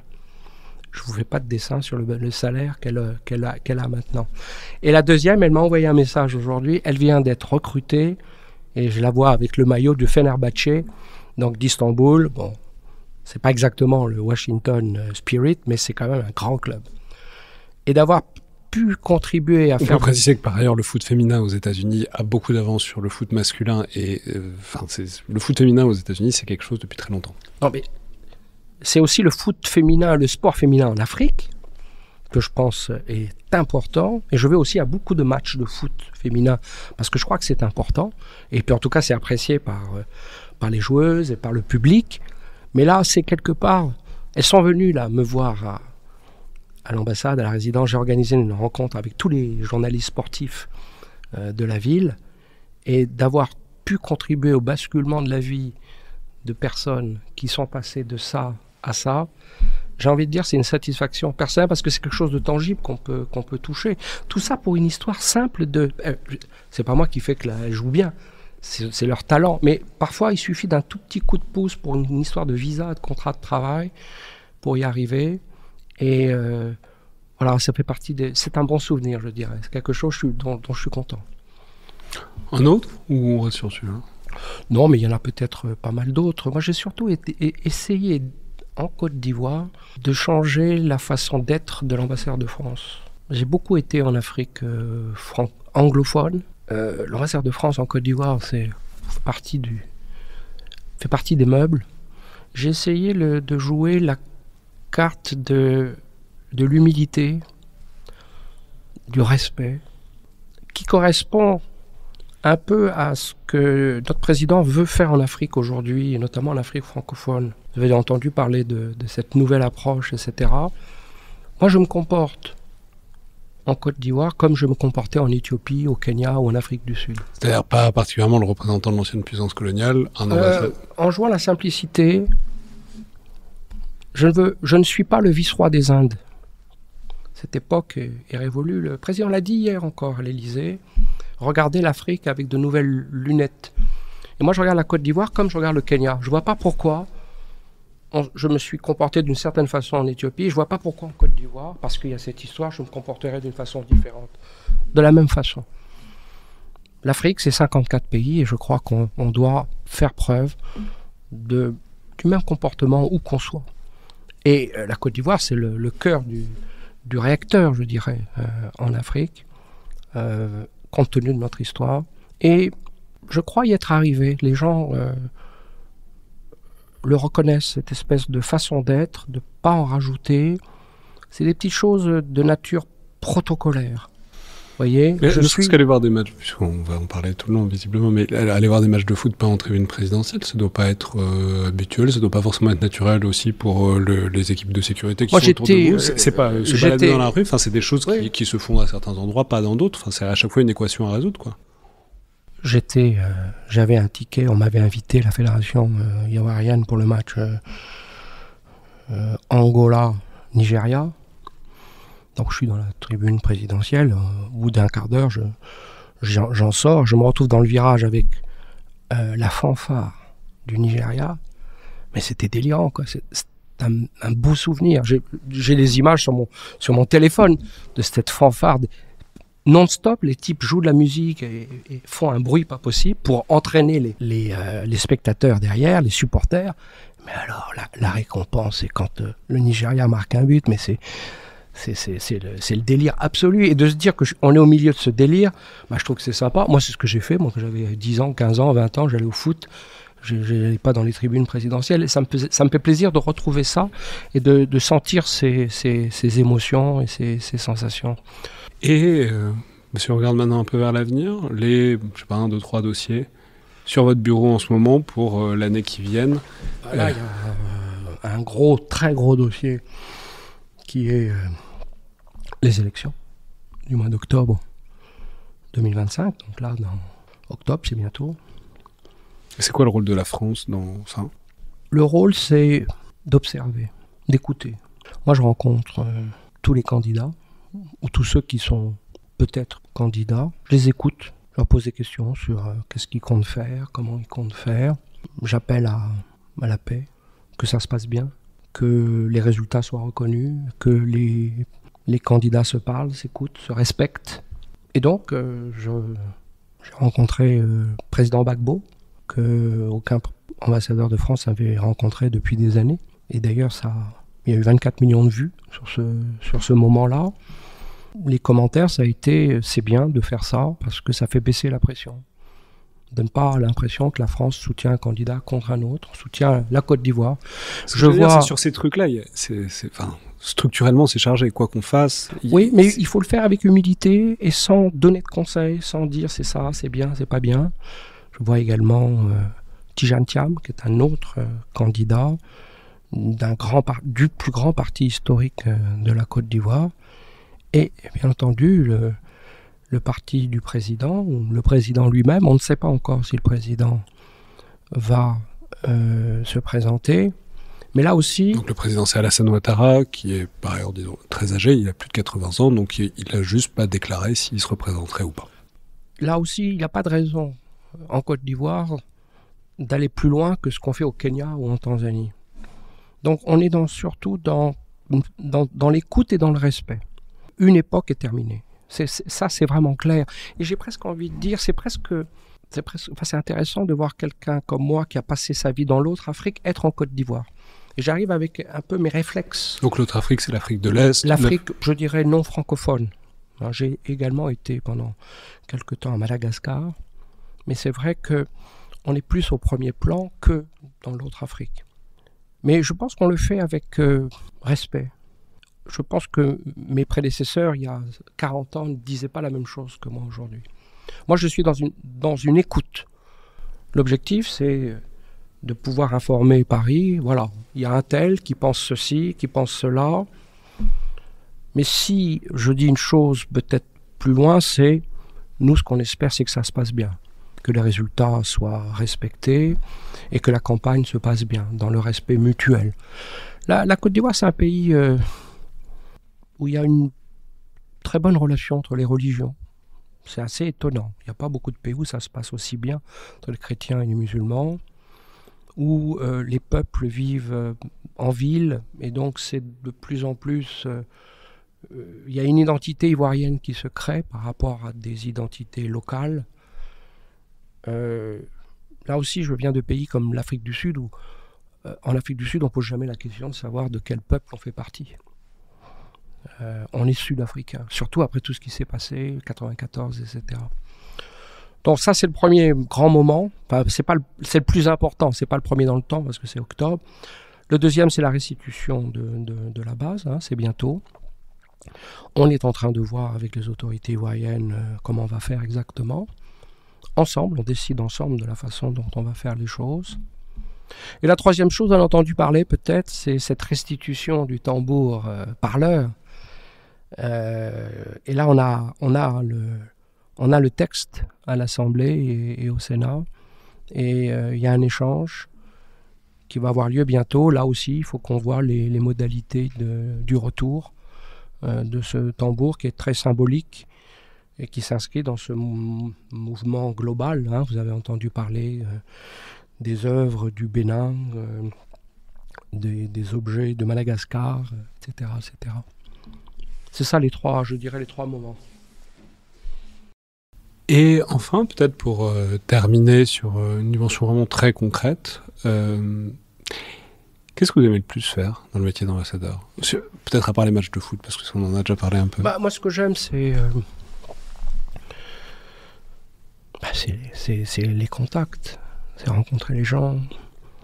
Une journée d'ambassadeur, c'est assez étonnant. Hein. On rencontre toutes sortes de gens plus différents les uns que les autres. On commence par un truc, on continue par autre chose. C'est très diversifié. Moi, ce que j'aime aussi dans ce pays, c'est vrai que je me suis plutôt spécialisé dans l'Afrique. Il se trouve que je parle swahili, donc ça veut dire que j'ai appris la langue. Mais je crois qu'en apprenant une langue, on apprend à respecter. On n'apprend pas une langue si on ne respecte pas les gens. Et la diversité des pays où je suis allé, j'ai été en Afrique de l'Est, j'étais en Afrique australe. Maintenant, l'Afrique de l'Ouest, c'est extraordinaire parce que quand on arrive dans un nouveau pays, on repart à zéro. Moi, je pense que je connais bien l'Afrique de l'Est. Et quand j'arrive en Côte d'Ivoire, il a fallu que je recommence à zéro, quoi. Donc, je commençais par lire les auteurs ivoiriens. J'ai commencé à lire l'histoire de la Côte d'Ivoire. Et c'est intéressant parce qu'on se remet en cause à chaque fois. Hein. Mais en même temps, je n'ai pas été uniquement en poste en Afrique. J'ai aussi été aux États-Unis. J'ai travaillé pour l'Union européenne 2 fois 4 ans. Et puis bon, c'est vrai que j'ai été beaucoup à Paris sur les questions africaines. Je crois pas mal à la spécialisation. Vous voyez, quand vous investissez dans l'arabe, il y a 25 ou 24 pays arabes, c'est utile de pouvoir être utile justement, d'aller ici et là et d'utiliser cette langue. Je vous ai mentionné tout à l'heure l'épisode rwandais avec le swahili. Finalement, ça permet de débloquer certaines choses le moment venu. Ça aide. À l'inverse, qu'est-ce que vous aimez le moins dans votre métier d'ambassadeur ? J'aime pas trop le protocole, les réceptions, votre excellence. Parfois c'est un peu trop. Les gens qui veulent tous faire des selfies, etc. Vous vous ennuyez ? On n'a pas le temps de s'ennuyer. Les journées sont lourdes, diversifiées. Mais parfois il y a peut-être un peu trop de protocole. Mais bon, c'est partie on finit par l'accepter. J'imagine que, je sais pas. Ça fait partie du job, c'est le moins qu'on puisse dire. Peut-être toute dernière question, donc. Qu'est-ce que vous avez ramené, ou que vous allez ramener en France, ou ailleurs ? Qu'est-ce que vous avez pris avec vous, comme pratique diplomatique de l'étranger ? Que vous ramènerez de Côte d'Ivoire, ou que vous avez ramené de l'Afrique de l'Est ? Une manière de faire, une pratique, quelque chose qui vous a intéressé, ou vous vous êtes dit, je le prends avec moi, ça ? C'est le respect des autres. Vraiment, il faut le faire. Il faut respecter les gens. Il faut les écouter. Il ne faut pas imposer. C'est pas toujours simple, hein, mais il faut le faire. Il faut regarder les gens tels qu'ils sont et les respecter tels qu'ils sont. Alors moi, il se trouve que ma femme est africaine, ma femme est soudanaise. Donc, voilà, on vit ensemble. On a des enfants qui sont mixtes, des enfants qui parlent l'arabe, des enfants qui parlent français. Et donc, on doit s'adapter. Toujours s'adapter, toujours respecter l'autre. Je pense que dans les relations internationales, c'est la base de tout. Le respect individuel de vos interlocuteurs et puis le respect des pays. Je pense que c'est ce que fait la France, ce qu'essaie de faire la France. Merci beaucoup, Jean-Christophe Béliard. Ok, merci. Bonjour, Julie Lessaos. Bonjour. Vous êtes donc ambassadrice de France aux îles Fidji depuis quelques mois maintenant, après avoir été également en poste en Australie, avant c'était Washington, enfin vous avez fait tout un tas de postes, mais souvent très loin de France. Et justement, première question, parce que c'est ça qui m'intrigue avec un poste aux îles Fidji. Ça fait quoi d'être si loin au métier de diplomate ? Parce que, bon, il y a le temps de trajet, évidemment. Alors, quand on vous rappelle pour la conférence des ambassadeurs, pour vous, c'est un peu plus technique que pour d'autres ambassadeurs. Mais au-delà de ça, il y a aussi le décalage horaire, dont je peux imaginer, on peut le tourner dans tous les sens, quoi. Ça peut vous donner plus de liberté. Au contraire, ça peut rendre le contact avec la centrale, avec le quai plus difficile. Voilà, la distance, comme ça. Alors la distance, ça fait partie de quelque chose que je connais et que j'appréhende très, très bien, puisque en fait, j'ai, oui, comme vous l'indiquiez, toujours été loin. J'ai commencé, je crois que mon premier stage au ministère des Affaires étrangères était au Chili, ce qui me paraissait déjà loin, mais j'ai aussi été au Japon, puis à Canberra, et maintenant au Fidji. Donc c'est un petit peu une continuité. C'est compliqué parce qu'on ne peut pas toujours être de retour à Paris pour voir ses proches ou pour voir sa centrale, mais en même temps, ça laisse aussi pas mal de marge de manœuvre qu'on gère, évidemment en accord et en lien avec le département, comme on l'appelle. Mais quand il y a un problème à 2 2h du matin de Paris. Voilà, à un moment, il faut gérer. Il faut gérer parce que vous avez, en fait, avec le décalage, il n'y a aucun moment où le département travaille aux mêmes heures que vous. Donc, on est sur du H24, ce qui veut dire que quand il y a une crise la nuit, c'est bien, Paris vous répond, mais par contre, quand il y a une crise le jour, c'est à vous de vous débrouiller. Vous avez quand même un centre de crise qui veille, mais il y a beaucoup de choses que vous devez improviser et donc, ça permet de gérer. Et donc, c'est compliqué, mais à la fois, ça laisse une latitude. Et puis, moi, finalement, je m'y suis retrouvée. Alors justement, je l'ai dit, vous n'êtes pas en poste depuis très très très longtemps au Fidji, mais ça fait quand même quelques mois. Meilleur souvenir de ces quelques mois. Alors évidemment, vous pouvez c'est facile les Fidji, la météo, la mer, les Détrompez-vous. îles. Suva est la 3e capitale la plus pluvieuse au monde. J'ai regardé 3000 millimètres de pluie. À Paris, on est à 600 par an. Donc voilà, on est loin de la carte postale. Et parce que c'est très localisé sur Suva. Il pleut tout le temps à Suva. Donc mais c'est quelques mois dans l'année où il pleut énormément. C'est un petit peu plus. Okay. Oui, voilà. Donc je relativise la carte postale. Non, mais sinon plein de bons souvenirs. Et en fait, je n'ai que des bons souvenirs depuis mon arrivée à Suva. J'ai été extrêmement bien accueillie. Et si j'avais un très bon souvenir, c'est peut-être celui de mon embarquement à bord du gardien des forces armées en Nouvelle-Calédonie, donc le Falcon des forces armées en Nouvelle-Calédonie, pour une opération de surveillance maritime organisée au profit de l'agence des pêches du Pacifique, dans le cadre d'une opération qui s'appelle l'opération Kourou Kourou, qui est voué à cibler et identifier les activités de pêche illicites. Et donc c'était formidable parce qu'on a fait le survol de la partie nord de la zone économique exclusive des Fidji jusqu'à une île très reculée qui s'appelle Rotuma. Et on a pu effectuer plusieurs identifications, contrôle de navires de pêche. Alors pourquoi je vous parle de cet événement et pourquoi je vous dis que c'était un excellent souvenir? Parce que c'était un vol déjà un Falcon, c'est cool. Déjà, c'est bien. C'est sympa. Déjà, c'était un vol magnifique, évidemment, mais aussi parce que c'était grâce à ça une façon pour moi de mesurer le caractère concret, opérationnel de notre présence et de notre participation dans le Pacifique, des solutions qu'on pouvait fournir aux pays du Pacifique pour leur permettre de préserver leur souveraineté et leurs ressources, en l'occurrence leurs ressources halieutiques dans le domaine, puisqu'on parlait du domaine de la pêche. Et puis c'était aussi une occasion de confirmer la grande expertise de nos forces armées dans le Pacifique, donc notamment les forces armées en Nouvelle-Calédonie. Et donc j'ai beaucoup apprécié et les Fidjiens ont été très reconnaissants aussi de ce qu'on a pu leur proposer.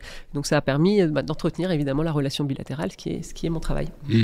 Alors pire souvenir des Fidji en quelques mois, enfin par la météo visiblement ça va être compliqué, mais en même temps on en a parlé un peu. Vous m'avez souligné que vous étiez à Canberra en plein moment du drame AUKUS, donc j'imagine que vous pouvez parler aussi de ce que vous voulez dans votre carrière, mais en gros le moment le plus tendu, technique, disons, de votre carrière. Alors effectivement, Fidji, je n'ai que des bons souvenirs jusqu'à présent et la météo s'est concentrée sur Suva. Le reste du Fidji, c'est très bien. C'est une très belle destination touristique. Venez au Fidji. L'AUKUS, ça a été compliqué. Ça a été un moment à la fois très fort, vraiment intense dans ma carrière, mais en même temps extrêmement formateur, évidemment, comme toutes les crises. Et puis, ça a été d'autant plus... En termes de tension bilatérale entre partenaires, c'est difficile de faire mieux. C'est difficile de faire mieux. Et puis, le caractère fulgurant, soudain, brutal, a été évidemment très fort. Je parlais, vous n'étiez pas ambassadrice à ce moment-là. Non, voilà, j'étais numéro 2 et j'ai dû assumer la charge d'affaires pendant quelques semaines. Parce que l'ambassadeur avait été rappelé pour consultation. Donc ça, c'est un moment fort, je pense, dans une carrière diplomatique. C'est aussi un moment fort parce que finalement, de cette crise, on a pu remonter la pente, on a pu reconstruire quelque chose, on a pu reconstruire un partenariat bilatéral. Et donc... voilà, c'est un mauvais souvenir, mais qui n'a pas débouché sur quelque chose de complètement mauvais à la fin, puisqu'on a réussi à reconstruire un partenariat avec l'Australie. Alors, donc vous êtes au début de votre mandat d'ambassadrice. Tout à fait. C'est quoi les priorités, enfin pas les priorités, mais en tout cas les dossiers sur votre bureau pour... Donc on le sait, la France est un pays qui cherche à affirmer sa présence en Indo-Pacifique, mais donc dans le Pacifique aussi. En même temps, c'est très loin, les moyens sont aussi pas gigantesques parce que les moyens ne sont pas étirables à l'infini. Donc c'est voilà, c'est quoi les éléments où la France a une carte à jouer et c'est quoi les priorités d'une ambassadrice ? Alors pour moi, 3 priorités si je devais regarder 2025. Il y en a une qui est à assez court terme, mais on en a parlé encore il y a quelques minutes dans le contexte de la conférence des ambassadeurs et des ambassadrices. C'est comment on mobilise et comment on fait entendre les voix du Pacifique dans le contexte de la conférence des Nations Unies pour les océans, que la France organisera à Nice avec le Costa Rica en juin 2025. Les pays couverts par l'ambassade de France à Fidji sont évidemment concernés en premier lieu. Leur destin est intimement lié aux océans. Parce qu'on peut rappeler, vous n'êtes pas que pour les Voilà, je suis en charge de Tonga, Tuvalu, Kiribati et Nauru. Et donc tous ces pays, on considère l'océan comme une question existentielle. Et la montée des eaux, là on n'est pas juste dans le discours. Pour Tuvalu, je rappelle, c'est 11 000 habitants, 26 km². Donc c'est tout petit. Et Tuvalu risque de disparaître dans un siècle, peut-être qu'il n'y a plus de Tuvalu. Donc quand on parle de montée des eaux, quand on parle d'érosion côtière, quand on parle de résilience des écosystèmes marins, et quand on parle de préservation des ressources halieutiques, c'est central pour ces pays. Et la mobilisation que nous espérons autour de cette conférence des Nations Unies, elle est aussi attendue de façon très forte par les pays du Pacifique. Donc on espère utiliser l'UNOC comme un temps fort pour le Pacifique, pour faire entendre leur voix et pour porter aussi leurs attentes autour des questions océans. Donc là, concrètement, c'est quoi ? Ça veut dire vous discutez avec eux au maximum en amont pour essayer de préparer ce qu'ils vont dire à la conférence. On a tout un chemin de mobilisation avec ces pays qui est coordonné au niveau du Forum des îles du Pacifique, qui est une des organisations régionales du Pacifique. Et on essaie de faire sortir vraiment les besoins, les attentes du Pacifique pour pouvoir les insérer ensuite dans les négociations qui auront lieu à Nice et les faire entendre à Nice. Et les pays du Pacifique comptent sur nous pour cela. Parce qu'on peut... c'est intuitif ou peut-être pas, mais c'est des pays qui nécessairement n'ont pas des moyens diplomatiques énorme, c'est pas forcément facile d'envoyer des gens, c'est pas des équipes pléthoriques loin de là. Donc c'est à ça que sert aussi un partenariat et de la coopération, de les aider à préparer ce truc qui est intuitif mais quand même aussi relativement formel et il faut savoir comment faire, qui est un sommet international, quoi. Tout à fait. Alors sachant qu'ils sont rodés à l'exercice, ils sont très mobilisés sur les COP, ils y envoient d'importantes délégations et comme l'ambition est de faire de Nice ce qu'on a réussi à faire sur le climat avec la COP 21, ils ont bien ça en ligne de mire, et ils savent qu'ils ont une carte à jouer et ils se mobiliseront, même s'ils ont des ressources diplomatiques et des petites équipes, mais c'est des petites équipes très mobilisées qui se préparent depuis longtemps lorsqu'il y a de grandes échéances de la sorte. Alors il y a les océans, donc il y a la conférence, quoi d'autre ? Alors une deuxième priorité, ça serait, ce serait en fait de poursuivre ce qu'on a déjà commencé, à savoir renforcer la relation de défense entre deux pays, puisque tous les pays que l'ambassade couvre n'ont pas d'armée, mais 2 pays en ont, c'est-à-dire Fidji et Tonga, et renforcer la relation de défense avec les Fidji et Tonga, parce qu'on a des armées qui se connaissent bien, qui travaillent ensemble depuis longtemps, en particulier évidemment nos forces armées en Nouvelle-Calédonie et nos forces armées en Polynésie française. Et on a déjà travaillé depuis longtemps avec les Fidji, avec les Tonga, sur des questions de catastrophes naturelles, réponse aux catastrophes naturelles, sur les questions de surveillance maritime. J'évoquais tout à l'heure le domaine de la surveillance des pêches, la question des trafics aussi, qui est de plus en plus aiguë dans le Pacifique et qui est en train de devenir un vrai sujet pour les pays du Pacifique, avec un impact évidemment pour la France et pour nos territoires. Mais on a d'autres pistes de coopération. On a la préparation aux opérations de maintien de la paix, par exemple. Pour rappel, les Fidji, il fournit énormément de contingents maintien de la paix. C'est environ 300 personnes pour un tout petit pays. En fait, si on fait les proportions, effectivement, ils sont très très. Finalement, c'est le premier contributeur par rapport au pays, par rapport à la taille de la population.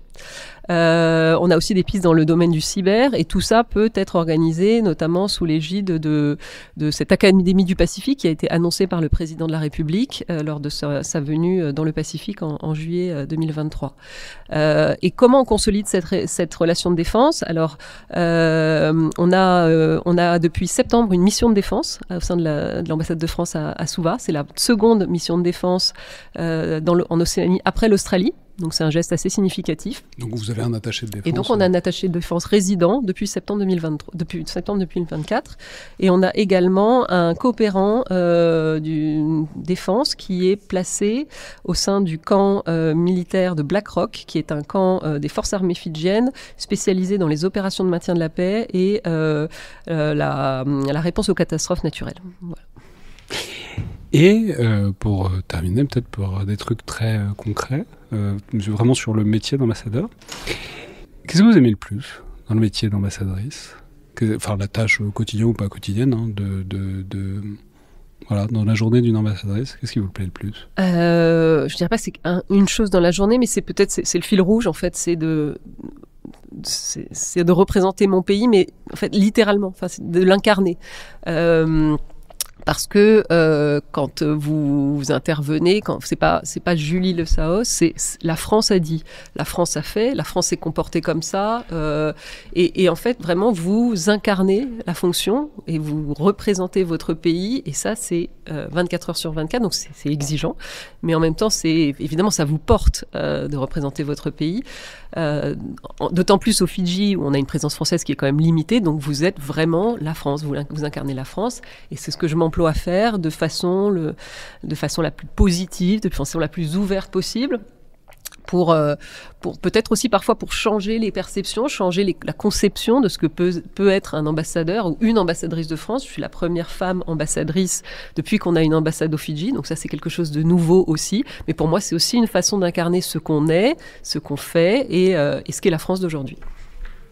C'est étrange, une femme ambassadrice dans ces pays-là ? Pas étrange, on est plusieurs femmes ambassadrices à Suva, y compris des femmes ambassadrices de pays du Pacifique, mais ça reste rare. Et inversement, ce que vous aimez le moins dans le métier d'ambassadrice ? Ce que j'aime le moins, peut-être, alors il y a quelque chose qui n'est pas agréable, mais qui est néanmoins nécessaire, c'est le fait, quand on est ambassadeur, d'être celui ou celle qui doit annoncer les mauvaises nouvelles à Paris. Et il faut le faire. Et il faut le faire parce que il faut regarder le monde tel qu'il est, il faut dire les choses telles qu'elles sont, ne rien cacher à sa capitale, évidemment. C'est toujours très commode de n'annoncer que des belles choses. Dire c'est formidable, la France est respectée, mais des fois... On ne pouvait pas vous appeler pour les mauvaises nouvelles, c'était la nuit. Pour voilà. Vous, non, mais donc des fois, il faut pouvoir dire là, ça ne va pas. Là, on va dans le mur, là, on a un problème. Et ça, c'est pas agréable. Ça, j'aime pas le faire parce qu'on préférait n'annoncer d'avoir que des annonces favorables. Mais je pense que c'est important et qu'une diplomatie qui fonctionne, c'est aussi une diplomatie qui sait affronter la réalité et qui sait l'assumer et qui sait y apporter des réponses. Donc, c'est pas agréable, mais c'est nécessaire. Voilà.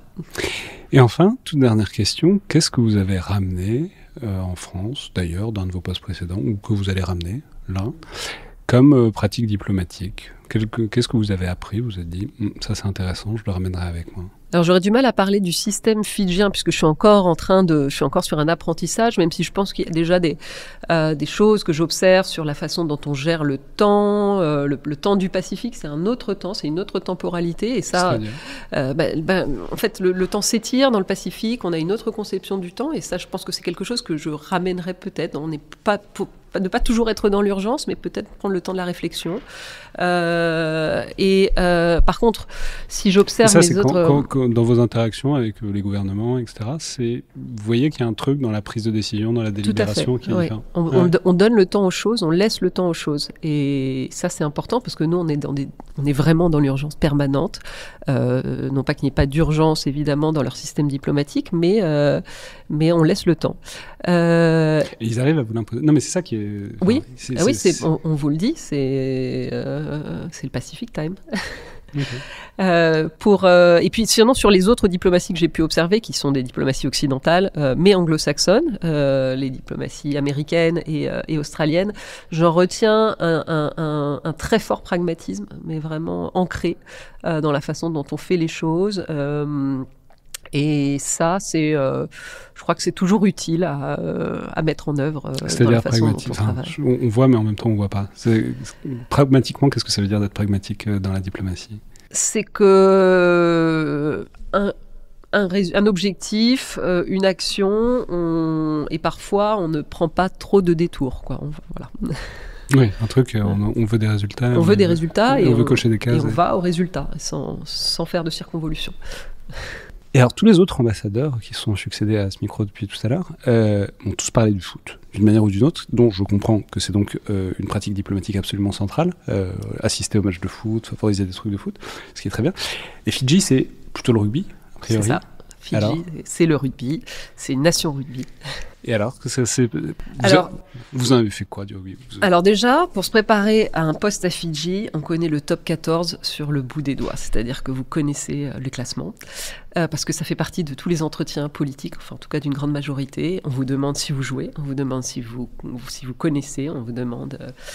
bon, moi comme je suis une femme, on me demande un peu moins si je joue, mais les femmes fidjiennes jouent aussi au rugby. Et puis le rugby, c'est voilà, c'est partout, vous c'est tout le avec temps. Qui, de toute façon, au Fidji, il y a une équipe l'ambassadeur de France pourrait jouer au rugby. Oui, pourquoi pas. De toute façon, le rugby, tout le monde y joue tout le temps, le week-end partout, dans les rues. Donc c'est un sport vraiment populaire. Je crois que j'avais regardé les statistiques. Il y a 11% de la population qui est rugbyman ou rugbywoman. Ah, professionnel. Ouais. Donc c'est assez impressionnant. En France, je crois que c'est 0,3. Et puis en France, on a plus de 200 joueurs fidjiens. Donc là aussi, on crée du lien là sur le rugby. Une activité, c'est con, mais de visa, C'est très important pour la relation bilatérale. Le consul honoraire des Fidji en France travaille beaucoup avec la communauté rugby fidjienne ici. Et donc c'est une religion. Le match, l'un des matchs les plus suivis à Suva, c'est le match police-armée auquel j'ai eu la chance d'assister. C'est assez impressionnant.